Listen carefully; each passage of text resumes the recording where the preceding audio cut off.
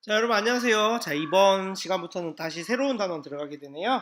자, 이번 시간은 원에 대해서 공부해 볼 거예요. 단원 이름은 원의 넓이인데요. 이 단원의 이름을 통해서 여러분들이 원의 넓이 구하는 방법도 배우겠구나 라는 걸 생각할 수 있겠죠.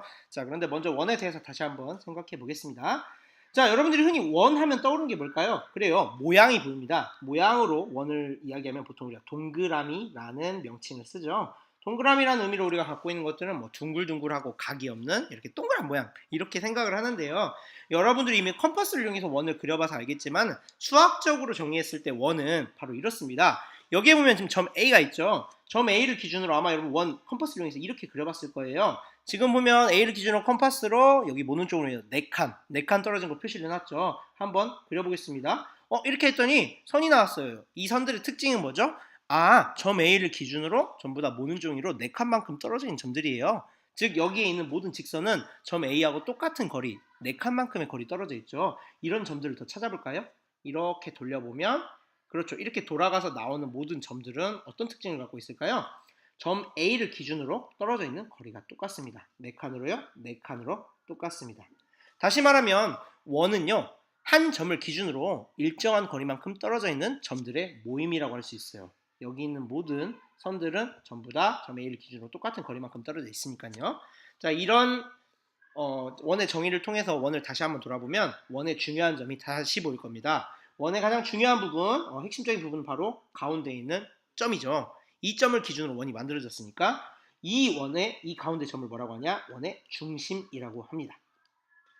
자, 그럼 원을 우리가 정의했습니다. 중심을 기준으로 똑같은 거리만큼 떨어진 점들의 모임. 자, 그러면 실질적으로 우리가 동전이나 뭐 여러 가지 원을 실생활에 사용하게 될 때 가장 중요한 부분은 뭘까요?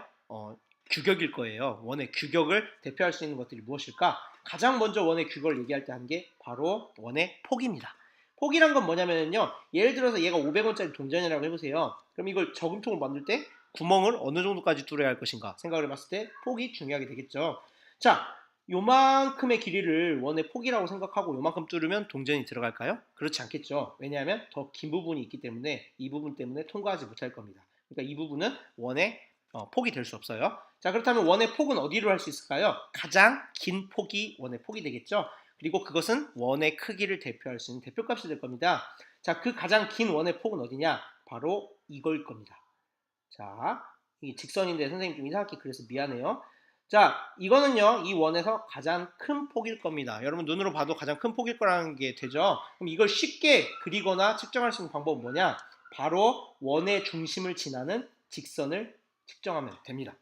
자, 한 원으로부터 시작해서요, 다른 원으로 끝나는데 이때 반드시 이 직선이 원의 중심을 지날 때 아마 이 원의 가장 큰 폭을 지나게 되는 직선이 될 겁니다. 그럼 이것은 바로 이 원의 크기를 대표할 수 있는 직선의 길이가 되겠죠. 그래서 이것을 무엇이라고 하냐? 지름이라고 합니다. 원의 지름이에요. 그래서 원의 폭이 여러 개가 될 수 있는데 대표값으로 원의 지름이라고 하면은 바로 원의 중심을 지나는 이 직선의 길이, 이것을 원의 지름이라고 말합니다. 자, 그럼 또 원에서 재야 되거나 재는 게 필요한 크기는 또 뭐가 있을까요? 그렇죠. 바로 요 원의 둘레입니다. 원 한 바퀴가 얼마나 긴지 측정할 필요가 있을 때가 있겠죠. 근데 이 원의 둘레를 뭐라고 하냐? 바로 원주라고 합니다. 자, 그래서 여러분 다시 한번 원 배웠는데요. 여러분들이 세 가지 용어를 잘 알아두면 될 것 같아요. 원의 중심, 그리고 원의 중심을 지난 직선인 지름, 그리고 원의 둘레인 원주. 이 세 가지 개념만 알고 있으면 여러분들이 이제 원에 대해서 더 이상 세부적인 개념은 몰라도 될 것 같아요. 자, 그럼 여기서 원주를 어떻게 쟀을까요?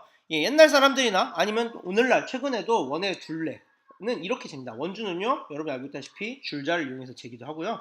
또 어떤 방법으로 재기도 하냐면은 바퀴 같은 경우 굴릴 수가 있잖아요. 그래서 한 점을 시작점으로 표시를 합니다. 그리고 굴려요. 한 바퀴 굴립니다. 이 점이 돌아와서 다시 이 점이 땅바닥이 되면 이게 한 바퀴 굴러간 거리겠죠.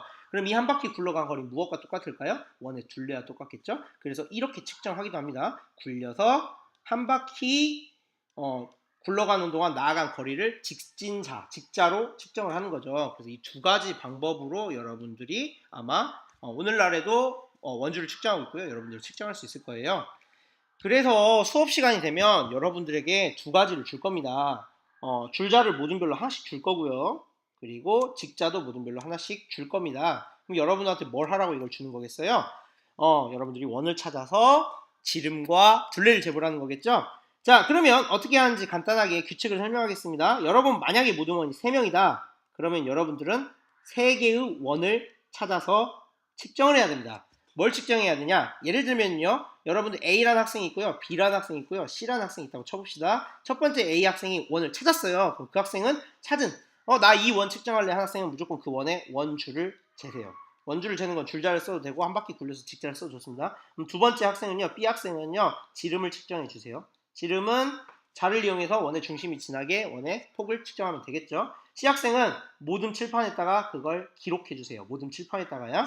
그럼 다음에는 뭐 어떻게 하냐? 이번에 A 학생은요. 지름을 측정해 주고요. B 학생은 자기가 원을 찾아가지고 그거의 원줄을 측정해 주세요. 그럼 C 학생은 그럼 C 학생이 기록을 2번 해버리게 되네요. 그럼 이렇게 하면 안 되겠죠. B 학생이 기록하고요. C 학생은 원줄을 이렇게 측정하면 되겠네요. 그쵸? 이렇게 하면 지그재그로 다음은 A 학생은 기록을 하고요. 그 다음에 B 학생은 이번에는 뭘 해야 될까요? B 학생은 지름 한번 했고 기록 한번 했으니까 원줄을 측정하고요. 그 다음에 C 학생은 이번에는 지름을 측정하면 이렇게 돌아가면서 모든 원 전체가 한 명당 한 번씩 원주도 측정해보고 지름도 측정해보고 기록도 측정해볼 수 있는 기회를 가질 수 있을 거예요. 4명이면 4명이 지그재그로 해야 되겠죠. 그래서 이렇게 전부 다 3명이면 3개의 원, 4명이면 4개의 원을 찾아가지고 그걸 모든 칠판에다가 이렇게 원주, 지름, 그 다음에 찾은 원 이름 뭐 예를 들어서 냄비 뚜껑을 찾았으면 냄비 뚜껑 해갖고 원 이름 이렇게 해가지고 모든 칠판에다가 표를 그려주세요. 자, 그런데 왜 이걸 표를 그리려고 하냐?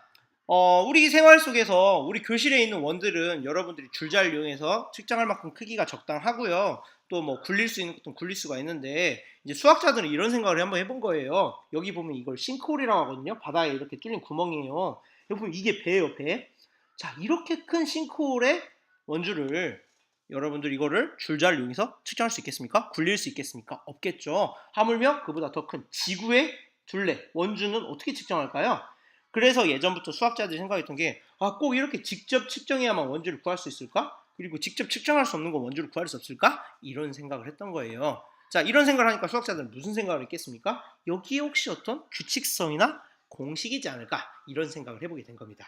그래서 여러분들이 수업 시간에 해볼 거는요. 첫 번째로 먼저 일단 교실에서 원을 찾으세요. 그다음에 원의 지름과 그다음에 원주를 측정해 보세요. 그 다음에 모든 칠판에다가 이게 기록이 되면은 3개 또는 4개의 원이 되니까 여기에 혹시 공통되는 규칙이 있는지 한번 찾아보는 겁니다. 여기서 말하는 규칙성은 혹시 어떤 더하기 또는 빼기 또는 곱하기 나누기 등을 하면 이렇게 하니까 되겠네 라고 하는 규칙이 있지 않을까라는 걸 찾아보라고 하는 겁니다. 그럼 그 규칙의 증거가 되는 것들은 데이터들은 바로 이 2가지가 되겠죠. 이 2가지 규칙성이 있지 않을까 이걸 한번 찾아보라는 겁니다. 첫 번째는 모둠의 규칙성 한번 찾아보세요. 자, 모둠끼리 서로 이야기를 해보고 규칙성이 나오면은 이번에 어떻게 보냐? 우리 교실 전체가 한번 공통되는 점이 있는지 공감할 점이 있는지 한번 규칙성을 찾아볼 겁니다. 그래서 이렇게 해서 원과 원의 지름 또는 원주 또는 다른 것 사이의 규칙성이 있는지 찾아보는 게 바로 여러분들이 다음 시간에 할 일이에요. 자, 여기서 주의할 점은요. 여러분들 정확하지 않아도 돼요. 정확하지 않아도 되니까 무조건 막 정확하게 하려고 하지 말고요. 다음 시간에는요, 교과서를 펴지 마세요. 교과서를 펴면은요, 여러분 스포일러가 될 수 있으니까 정확하지 않아도 된다는 점, 그리고 교과서를 펴도 된다는 점, 정확하지 않아도 된다는 점은 소수에 나눴으면서 배웠던 것처럼 어림의 방법을 사용해도 된다는 겁니다. 그래서 이런 방법을 이용해서 여러분 다음 시간에 원주를 한번 찾아볼게요. 자, 그럼 다음 시간에 만날게요. 바이바이.